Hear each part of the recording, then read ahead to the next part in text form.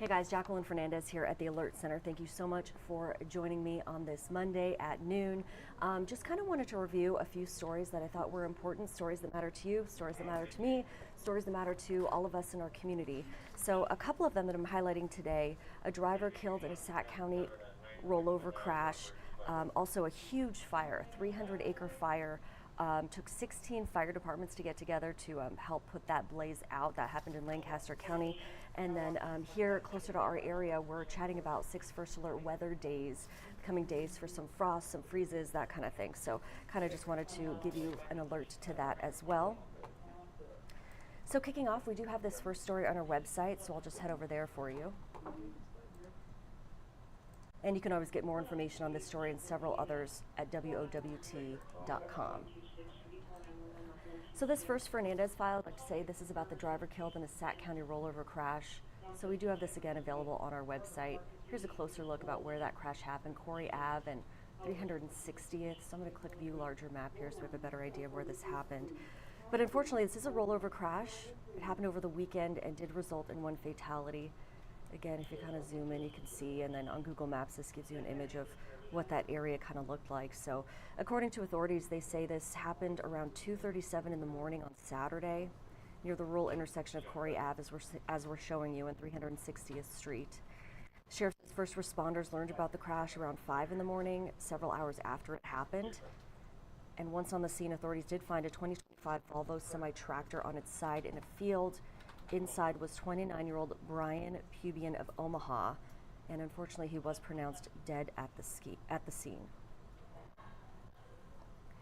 So the sheriff's office does say Corey Avenue turns into a gravel road after going north of the intersection, so you can kind of see that here. If I can click on this photograph and kind of give you a better idea of just like the area, the terrain. So here's that like gravel area that I believe sheriff's deputies are chatting about.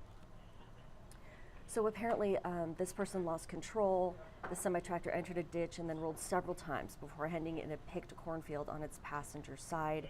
Authorities do say Pubian was not wearing a seatbelt and was pinned inside the cab. His body was sent to the state medical examiner's office to undergo an autopsy. And they found out where this happened.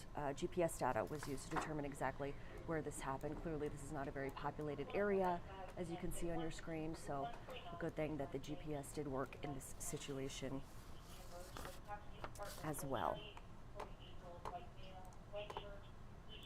So the next story that I want to focus on, just a huge fire out of Lancaster County, Nebraska. So it actually took 16 fire departments to help contain a 300-acre cornfield blaze. So just everybody on scene working together to get this blaze out. So I'm going to head back to our website. This story is also available for you there. Again, that's WOWT.com for this story or several other stories that we're working on throughout the day, so feel free to head there at your leisure.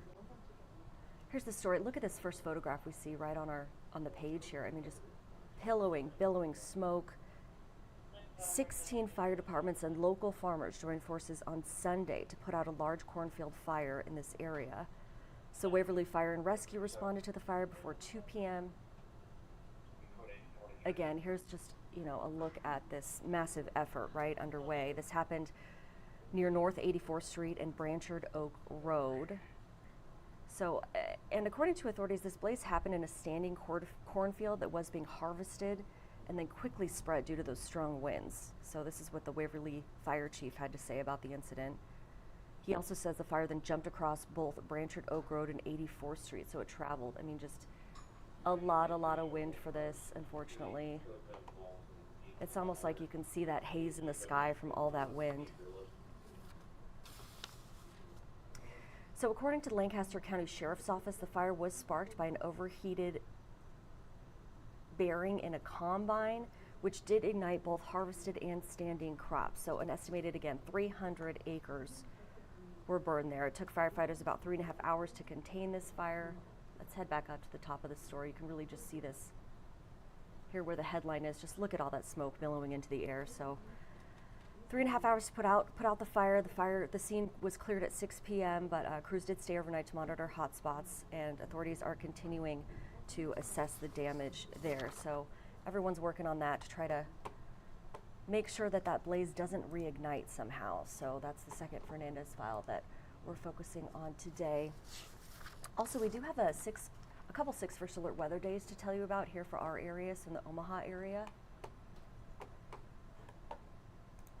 So, and you can always get the latest news and find out more about what's happening weather-wise on our website.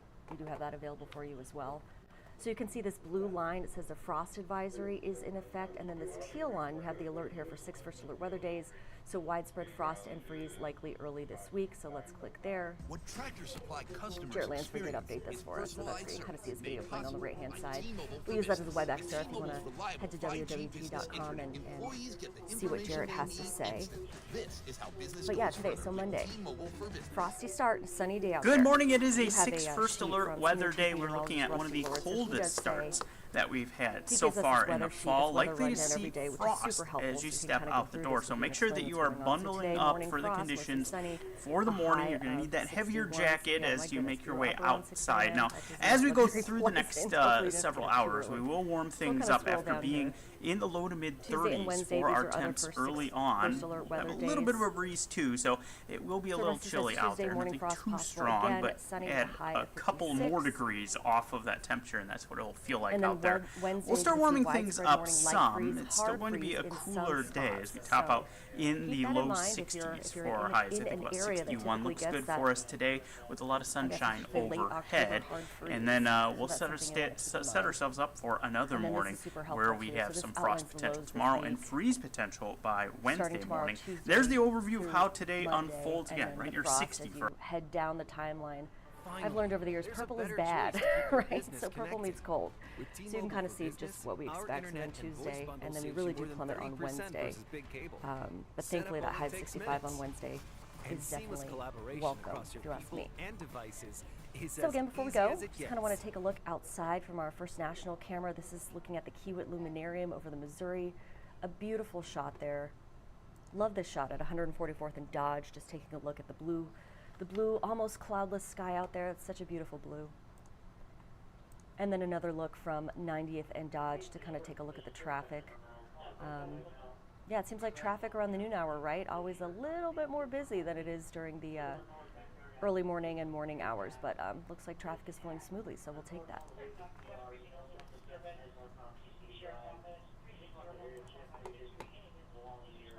But in the meantime, just wanted to say thanks so much for joining me this afternoon for the Fernandez Files, just giving you stories that are of importance to you, to me, to our community, letting you kind of know what's happening throughout the day. And you can get more information on these stories that I shared with you on our website, wwt.com.